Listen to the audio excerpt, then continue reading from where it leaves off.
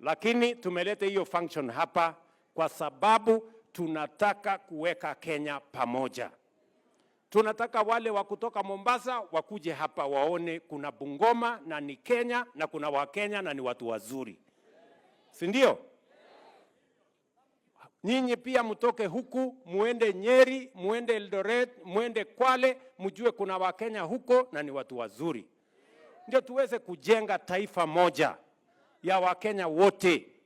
Tumesema hatutaki siasa tena ya ukabila na kugawanya watu. Tunataka kuunganisha Kenya ikuwe moja.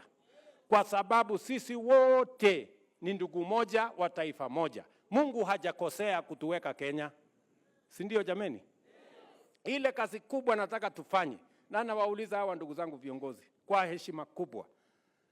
Tuungane, tuunganishe wa Kenya na tupambane na ile changamoto iko katika taifa letu. Tukisimama pamoja, Waswahili wanasema umoja ni nguvu.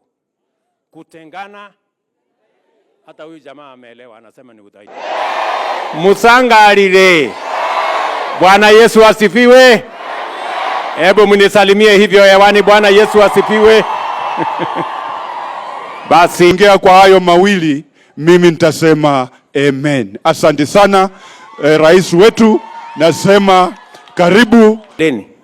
Ya kwamba unga haiwezi kupungua kwa kuweka sufuria kwa kichwa na kufanya maandamano. Itapungua tukienda shambani gani? Si story ndio hiyo? So mimi nawashukuru sana. Leo mimi nimefika hapa. Hawa wananchi, vijana wa hapa wa kijiji hapa, wakuje saa 10 hapo. Jenga ICT hub. Akisha jenga na tumebadilisha sheria ya CDF. Na mimi mwenyewe nimesign sheria mpya ya CDF ambayo niko hapa kesho kutwa, niko hapa mpaka Jumapili, niko hapa nahangaika hapa na nyinyi. Tumeelewana?